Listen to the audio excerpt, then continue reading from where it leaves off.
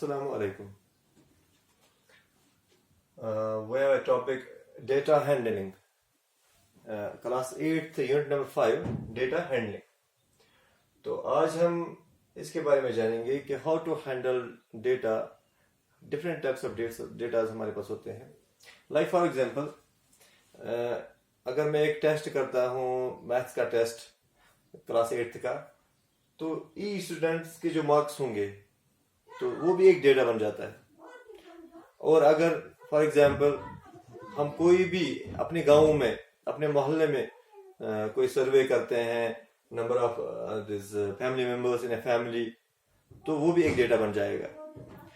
या अक्सर हम देखते हैं कि मैचेस में, क्रिकेट में देखते हैं किसी बैट्समैन का पिछले 5 साल का या पिछले 10 साल का जो है उसका performance, the run scored by a batsman for past 5 years or 10 years, तो वो भी एक डेटा बन जाता है. और बॉलर का how many wickets he has taken in previous 8 matches or 10 matches. So every type of detail जो भी हम कलेक्ट करते हैं न्यूमेरिकली और फिर उसको शो करते हैं, that is the data. Now at first attempt, जो पहला हमारा अटेम्प्ट होता है जब हम कोई चीज, फॉर एग्जांपल मैंने एक एक करके स्टूडेंट्स से 8-10 स्टूडेंट्स हैं, उनसे मैं पूछता हूँ कि आपका फेवरेट सब्जेक्ट कौन सा है. तो हर एक का डिफरेंट ओपिनियन होता है. फॉर एग्जांपल कोई कहता है मैथ्स, कोई कहता है इंग्लिश, कोई उर्दू, कोई साइंस.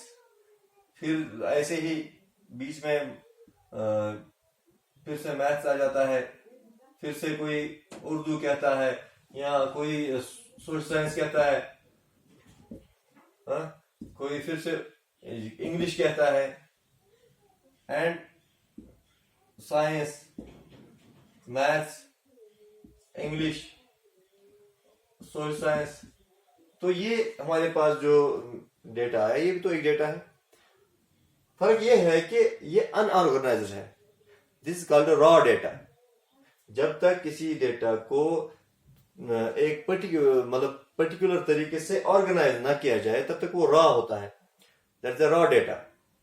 तो वैसे ये भी है, ये रॉ डेटा है. मैंने एक रैंडमली पूछा है स्टूडेंट से कि आपका फेवरेट सब्जेक्ट कौन सा है, तो ये मेरे पास डेटा है.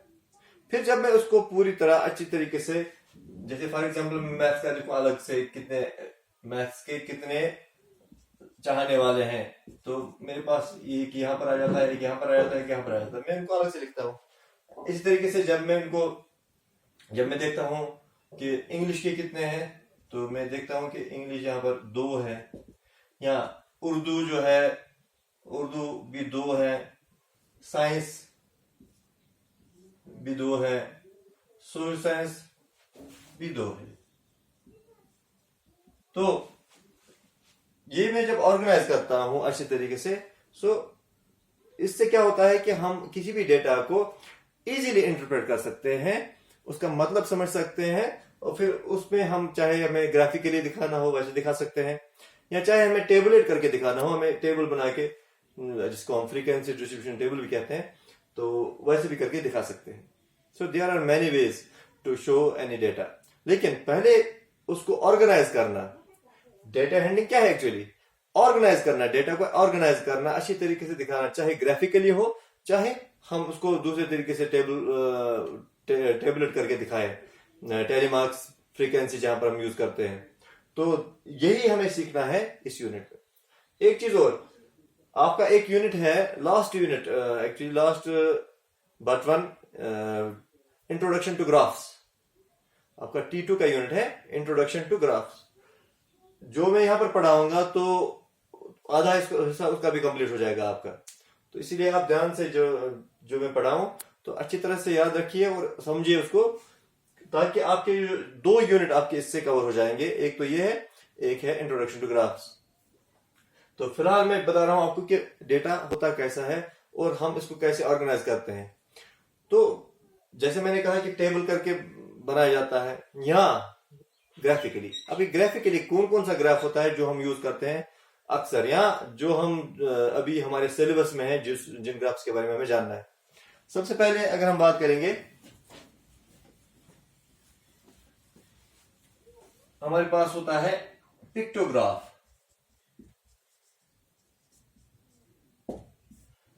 जिसमें हम पिक्चर्स यूज करते हैं to show any data. For example मान लो कि एक जो है एक कोल्ड ड्रिंक कंपनी जो है जो ईयरली दिखा रहे हैं कि उनका जो है कितना वो बनाते हैं ईयरली। फॉर एग्जाम्पल इन 2015 उस कंपनी ने मान लो से 1 लाख बोतल्स जो है बनाई है। अब वो 1 लाख बोतल्स कैसे दिखाएंगे? फॉर एग्जाम्पल एक बोतल जो है, अगर हम एक बोतल जो है वो शो करती है से 10,000 या 50,000, 1 bottle equals to 50,000 bottles. So this represents 1 bottle represents 50,000 bottles. तो 2015 में अगर उन्होंने 1 लाख बोतल्स बनाई है तो दैट मीन्स ये ऐसे लिखा जाएगा, हम 2 बोतल शो करेंगे। सो यहां पर ये समझ में आ जाएगा टोटल इज 1 लाख। ओके,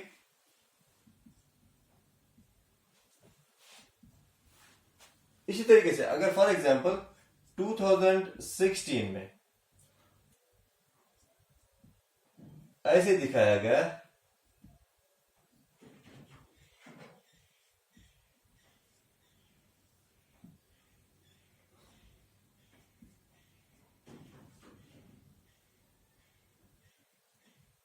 तो इसका मतलब क्या हुआ? फिर 50,000 प्लस 50,000 प्लस 50,000 दैट इज 1,50,000। समझ गया? फॉर एग्जाम्पल 2017 में कुछ ऐसा था,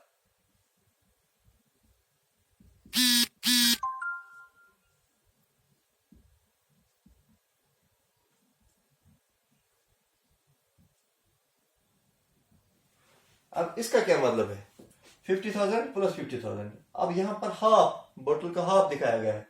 दैट मीन्स ये जो 50,000 है उसका हाफ हम लिखेंगे 50 plus 50 1 lakh and this is then half of 50,000, that is 25,000. So this means this is 1,25,000. So in 2017 1,25,000 bottles were made. तो ये है एक्चुअली जो पिक्टोग्राफ शो करता है, जहां पर हम पिक्चर्स यूज करते हैं।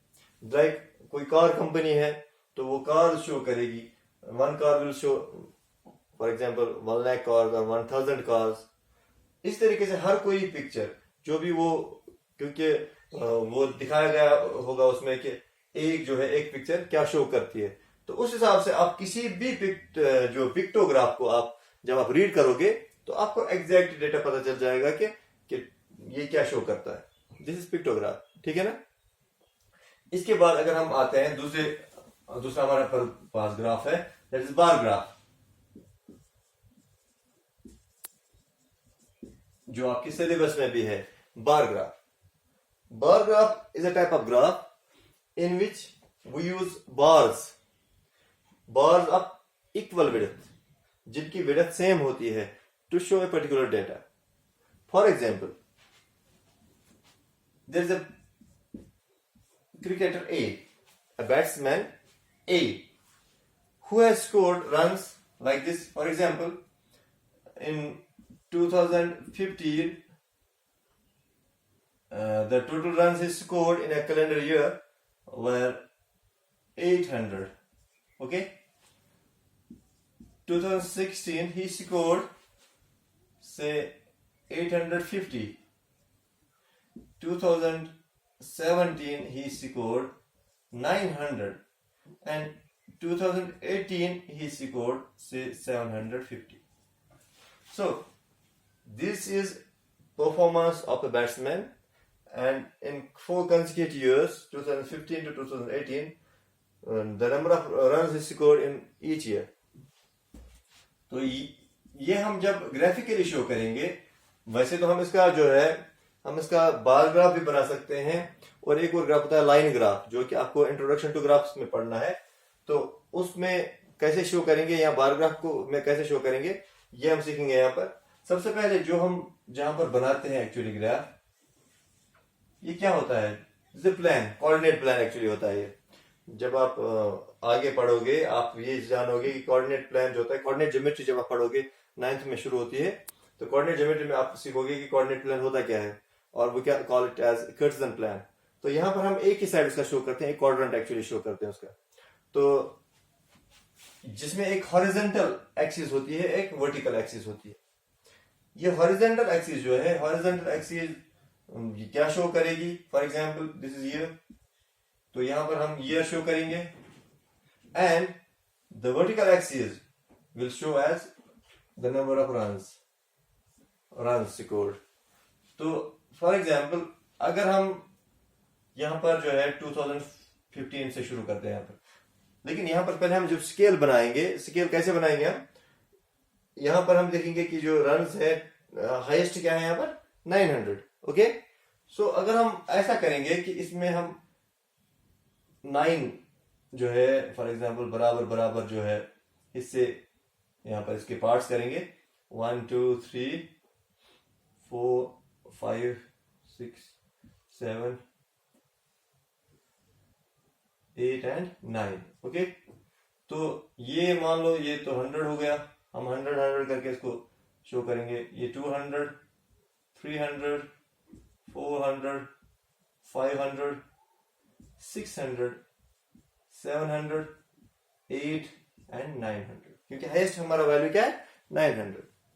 तो क्योंकि यहां पर जो है विड्थ सेम होनी चाहिए, ये जो हम इसके जो यहाँ पर स्केल यूज करेंगे वो स्केल बराबर होनी चाहिए। इस तरीके से यहाँ पर अब यहाँ पर कितने ईयर्स हैं, 4 ईयर्स हमें दिखाने हैं, 2015 2016 2017 एंड 2018। अब हमें हर एक ईयर के सामने एक बार बनाना होगा, and that bar will show the number of runs scored in that particular year. For example 2015 में जो 800 है, तो हम देखेंगे 800 कहां पर है, ठीक है ना। अब इसके सामने एक बार हम खड़ा करेंगे ऑफ सर्टेन विड्थ, लेकिन बिल्कुल इसके सामने होगा, मान लो ये विड्थ हमने रखी है, so this bar will show the number of runs scored by that player A in 2015. Okay, similarly 850 in 2016 है यहाँ पर, और 850 कहाँ पर आएगा 800 और 900 के बीच में। तो क्योंकि जब आप ग्राफ पे बनाते हो, ग्राफ पेपर पे, तो वहां पर जो है आपको इजी होता है। सिर्फ इस बात का ख्याल रखना है कि जब जो भी बार आप बनाओगे that will be of the same width, जितना आपने पहले बार में रखा है विड्थ, वही विड्थ दूसरे बार में भी होनी चाहिए, और जो गैप आप रखोगे दो बार के दरमियान वो भी सेम होनी चाहिए। ओके, देन वी हैव 900 2017 900, फिर से आप गैप सेम रखोगे, और 900 यहां पर है इसके सामने,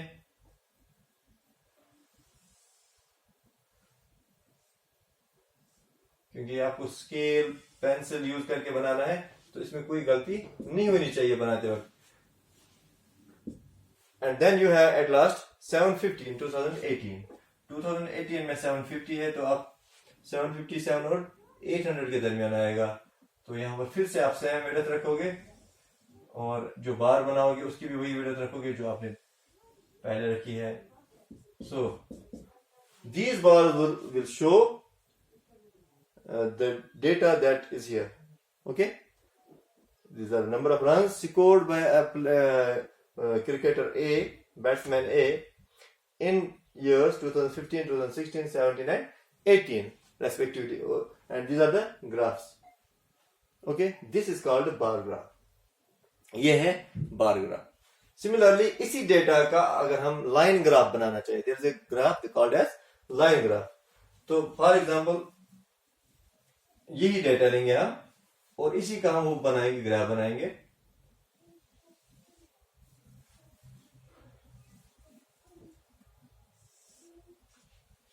अब यहां पर हम जैसे 2015 है, 2016 स्केल बनाएंगे पहले, 2017 एंड 2018।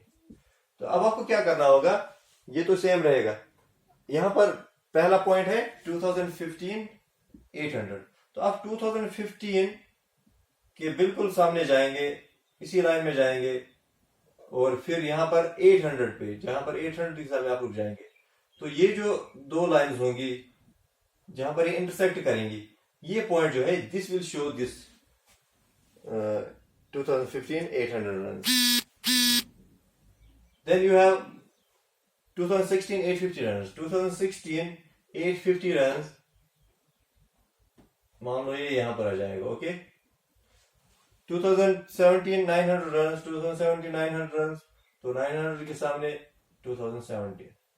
उसके बाद है 2018 750 runs, 2018 750 runs, तो मान लो यहां पर आ गया। अब ये जो पॉइंट्स सीरियली आपने बनाए हैं, इनको ज्वाइन करेंगे, this is called a line graph. तो एक ही डेटा में आपने बार ग्राफ भी बनाया और लाइन ग्राफ भी बनाया। सो ये आपको, ये वाला ग्राफ आपको इंट्रोडक्शन टू ग्राफ्स में पढ़ना है और बार ग्राफ आपको यहीं पर इसी यूनिट में डेटा हैंडलिंग में ही पढ़ना है। Okay, let's move ahead. इसके बाद हमारे पास जो ग्राफ्स आते हैं, लाइक हिस्टोग्राम है हमारे पास, वह circle graph, that's called pie chart also, तो उनके बारे में जानेंगे। लेकिन उससे पहले हम देखेंगे कि हम कैसे एक डेटा को अरेंज करेंगे, टेबल फॉर्म में कैसे बनाएंगे, which is called as frequency distribution table. उसके लिए मैं एक एग्जांपल लूंगा। फॉर एग्जांपल जो मैंने अभी बताया था आपको कि जैसे मान लो कि मैं कलर्स के बारे में पूछ रहा हूं, स्टूडेंट से मैं पूछूंगा कि which one is the favourite colour of each student. तो मान लो हमारे पास इस तरीके से आ जाएगा, we have blue colour, red and orange, pink, yellow. Okay, चलो इन मान लो कि इन जो है इन 5 कलर्स के बारे में हम पूछ रहे हैं।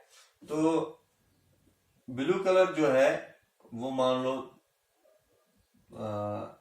5 स्टूडेंट्स को फेवरेट है, रेड जो है 3, ऑरेंज से फॉर एग्जांपल 3, पिंक 4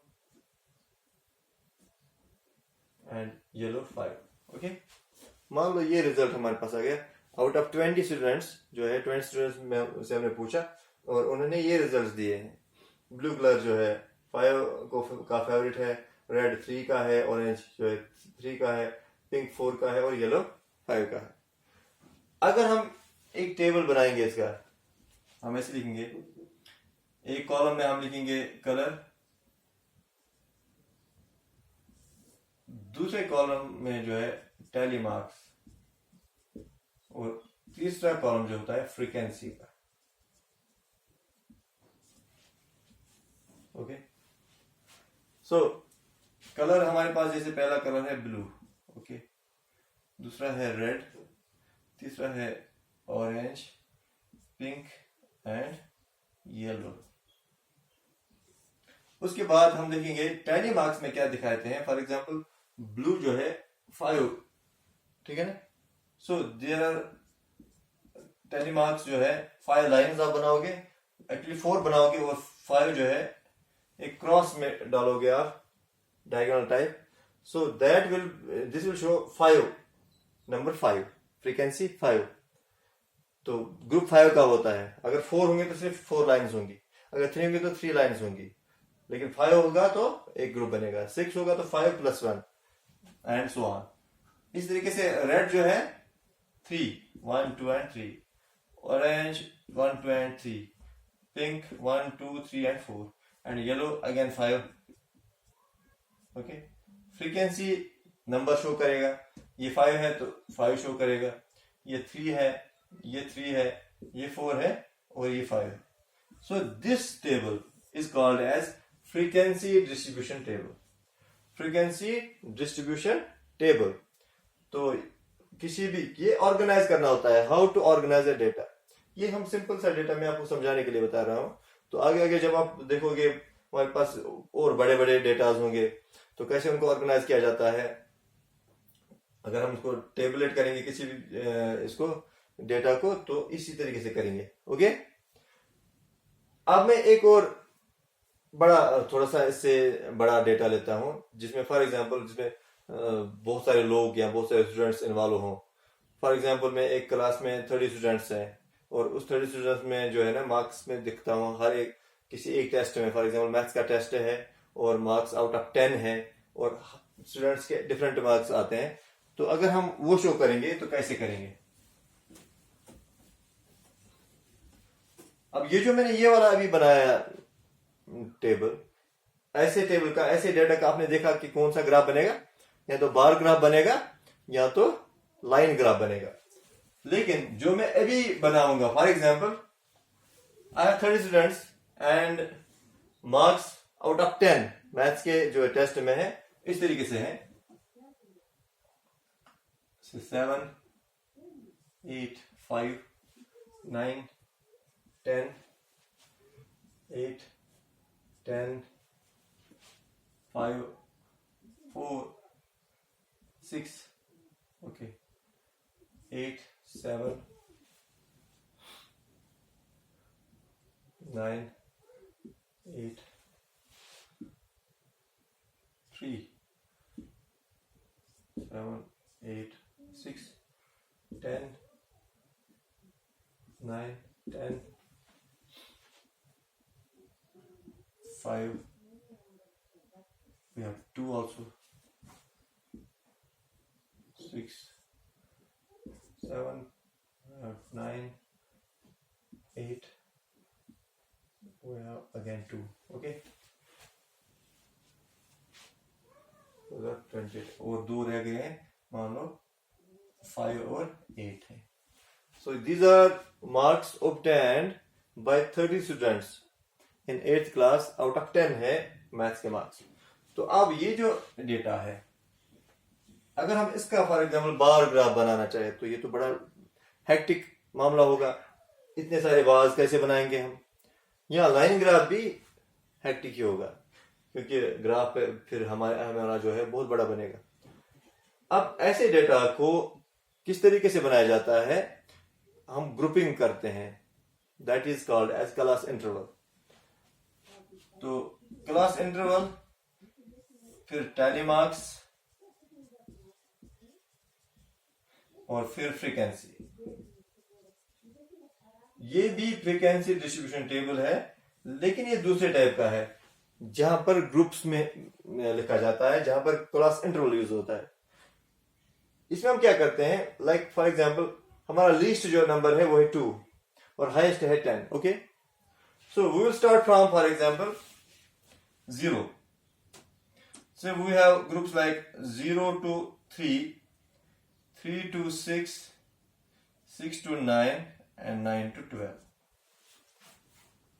मैं 4 ग्रुप्स बना रहा हूं, 0 to 3, साइज कितना रख रहा हूं 3, 0 to 3, 3 to 6, 6 to 9 and 9 to 12. This is called class interval. इस क्लास इंटरवल में ये जो दो नंबर्स होते हैं, this one is called as lower limit and this is called as upper limit. Lower limit और upper limit. Lower limit और upper limit, lower आप याद रखोगे, किसी भी ग्रुप में लोअर लिमिट तो इंक्लूड होता है, लेकिन अपर लिमिट इंक्लूड नहीं होता है। It is always greater than और equal to lower limit but less than upper limit.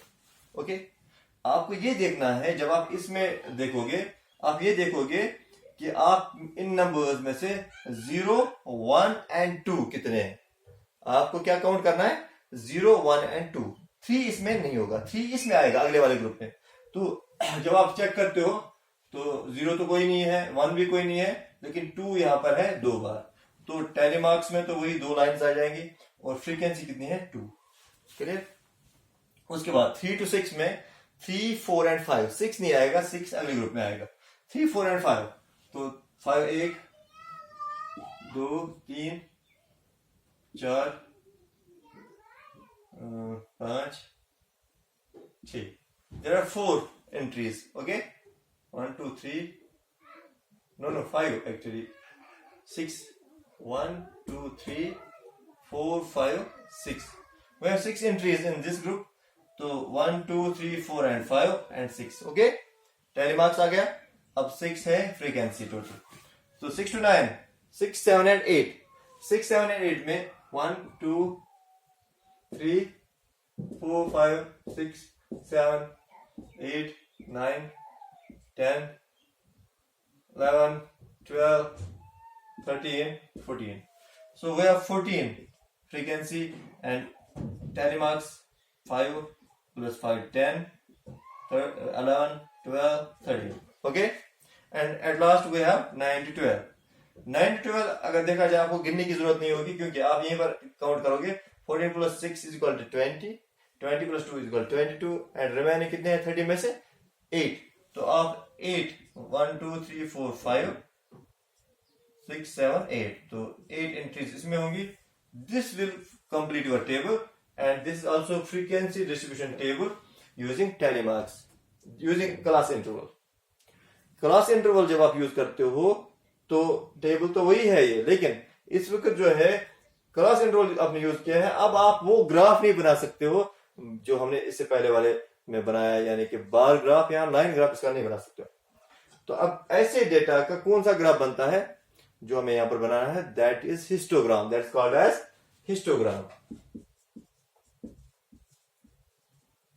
We have a graph called as histogram जो हम इस डेटा का बनाएंगे जो जिसमें क्या हो यूज होता है क्लास इंटरवल जिसमें हम ग्रुपिंग करते हैं because of the huge number जो डेटा में हमारे पास नंबर ज्यादा होते हैं way the maximum participation maximum entries actually जब एंट्रीज ज्यादा हो तो हम ग्रुपिंग करते हैं उस ग्रुपिंग को क्लास इंटरवल कहते हैं और जहां पर क्लास इंटरवल यूज होता है वहां पर हम हिस्टोग्राम बनाते हैं वहां पर हम बार ग्राफ नहीं बना सकते वहां पर हम जो है लाइन ग्राफ नहीं बना सकते तो मान लो इसी का हम हिस्टोग्राम बनाएंगे तो इसी डेटा का हिस्टोग्राम मैं यहां पर बनाता हूं अब देखिए फिर से वर्टिकल एंड हॉरिजॉन्टल एक्सिस जो है मैं बनाता हूं वर्टिकल हॉरिजॉन्टल एक्सिस में आप क्लास इंटरवल लिखोगे हमेशा ओके और वर्टिकल एक्सिस में फ्रीक्वेंसी वर्टिकल एक्सिस में फ्रीक्वेंसी तो क्लास इंटरवल जो है क्लास इंटरवल आप देख रहे हो 0 to 3 अब यहां पर तो 0 होता है अगर ये 0 से स्टार्ट होता है तो यहीं से क्लास इंटरवल बनेगा अगर ये 0 से नहीं होता है तो आगे से क्लास इंटरवल बनेगा तो 0 to 3 तो यहां पर 3 मान लो 6 6 to 9 and 9 to 12 ये हमारे क्लास इंटरवल्स हैं और हमारा हाईएस्ट क्या है 14 so we can use 2 4 6 2 4 6 8 10 12 and 14 so we have this frequency here and class interval here अब यहां पर जो है सबसे पहले ग्रुप में जैसे 0 to 3 ग्रुप में कितने एंट्रीज हैं फ्रीक्वेंसी क्या है 2 तो 2 यहां पर है अब यहां पर आप एक बार बनाओगे यहां पर भी बार से बनाते हैं लेकिन याद रखिए क्योंकि 0 से शुरू हुआ है इसीलिए इसका एक वॉल जो है ये आएगा अदरवाइज अगर ये 0 से शुरू नहीं होगा तो अलग से वॉल बनेगा इसका similarly then we have 3 to 6 6 है फ्रीक्वेंसी 3 to 6 फ्रीक्वेंसी ये वॉल यही रहेगी इसी के साथ आप दूसरी वॉल खड़ी करोगे 6 यहां पर 6 के सामने और यहां पर जो है ये जो ग्रुप आएगा ये जो एंट्रीज होंगी ये क्या शो करेंगे क्लास इंटरवल 3 to 6 और फिर है 14 6 to 9 है 14 कहां पर आएगा ये रहा 14 इसी वॉल के साथ ओके तो ये बार जो है इसका होगा class interval 6 to 9 and then 9 to 12 है 8 एंट्रीज तो ये रहा 8 ओके तो ये जो ग्राफ बन गया this is called as histogram इसमें और बार ग्राफ में क्या फर्क है बार ग्राफ में गैप होती है बार्स के बीच यहां पर बार्स के बीच गैप नहीं होती है विदाउट गैप होता है और क्लास इंटरवल यूज होता है जिसमें हम हिस्टोग्राम बनाते हैं ओके ये आपका ये भी कंप्लीट हो गया अब एक बात जो रह गई इसमें वो मैं आपको बताता हूं और इसके साथ हम एंड करेंगे क्लास आज का वो बात क्या है जो मैंने बार ग्राफ या लाइन ग्राफ मैंने पढ़ाया, उसमें एक और चीज भी होती है, डबल बार ग्राफ या double line graph. Bar graph या डबल बार ग्राफ जो मैं बता रहा हूं, डबल बार ग्राफ, और इसी तरीके से डबल लाइन ग्राफ भी होता है। डबल लाइन ग्राफ या डबल बार ग्राफ ये कब होता है, ये कब हम बनाते हैं, जब कंपेयर होता है, जब हम कंपैरिजन दिखाते हैं between two simultaneous datas. For example, मैंने अभी जो ग्राफ बनाया था, bar graph, that was of a batsman A. Suppose we have another batsman B, A and B, और उनका हम कंपेयर करना चाहेंगे ग्राफिकली। हम देखेंगे कि जो रन स्कोर है पर ईयर, तो वो कंपेरिजन क्या शो करेगा ग्राफ पे। तो मान लो जैसे मैंने अभी बताया था, जैसे इसका 800 रन था 2000 ईयर जो है 2015 में 800 था, मान लो इसका 850 था उसमें, इसका 2016 में 900 था, और मान लो इसका जो है से फॉर एग्जांपल 800 आ गया इसमें, इसका 2017 में से 750 था, और इसका मान लो ये है कि ये 900 हो गया। 2018 में ये से फॉर एग्जांपल 600 तक आ गया, और ये जो है ये 700 आ गया। अब ये जो कंपैरिजन है, ये कंपैरिजन हम जब ग्राफिकली शो करेंगे तो यहाँ तो डबल बार ग्राफ बनेगा या तो डबल लाइन ग्राफ बनेगा। तो दोनों में शो करता हूं। पहले हम डबल बार ग्राफ बनाएंगे, फिर से यहां पर जो है, यहां पर ईयर होगा, यहां पर फ्रीक्वेंसी या नंबर ऑफ रन स्कोर। तो फिर से हमारी स्केल वही बनेगी जो मैंने बनाई थी उसमें। यहां पर होगा 100 से शुरू करेंगे हम, 100, 200, 300, 400, 5, 6, 7, 8 एंड 9, और यहां पर ईयर जो है हमारे पास वही 4 है, 2015, 16, 17 एंड 18। अब यहां पर 2015 में पहले हम एक का देखेंगे, फिर इसी के साथ दूसरा क्या बनेगा। पहले ए का है 800, तो 800 तक एक बार बनाएंगे हम, ठीक है, विथ सम विड्थ। तो उसी के साथ अब ये जो दूसरा है बी का 850 है, तो इसी के साथ 850, 900, 800 के दरमियान आएगा। तो एक वॉल ये शेयर करेंगे, कॉमन एक वॉल रहेगी, और ये दूसरा बार बनेगा इसमें। लेकिन इसमें डिफरेंस किससे दिखाएंगे हम, एक को शेड करेंगे, एक को नहीं करेंगे, या दोनों को डिफरेंट कलर्स में हम देखेंगे। मान लो हमने पहले को शेड नहीं किया, दूसरे को शेड किया, ये कंपेयर शो करेगा। सिमिलरली दूसरे का 2016 में जो है 900, 800 है, तो 2000 फिर गैप रखेंगे हम, क्योंकि बार ग्राफ बना रहे हैं, तो गैप रखेंगे 900 पे एक बार बनाएंगे हम, और फिर 800 है तो 800 पे दूसरा बार आएगा इसी के साथ।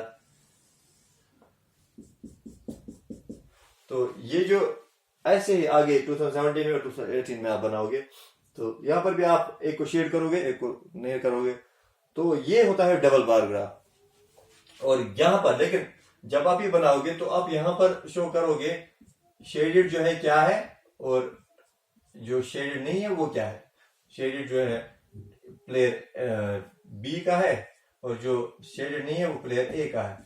बस ये कंप्लीट हो जाएगा आपका graph. This is double bar graph, जो आपको कंपैरिजन दिखाता है बिटवीन टू। ओके, सिमिलरली आप इसी का डबल लाइन ग्राफ भी बना सकते हो।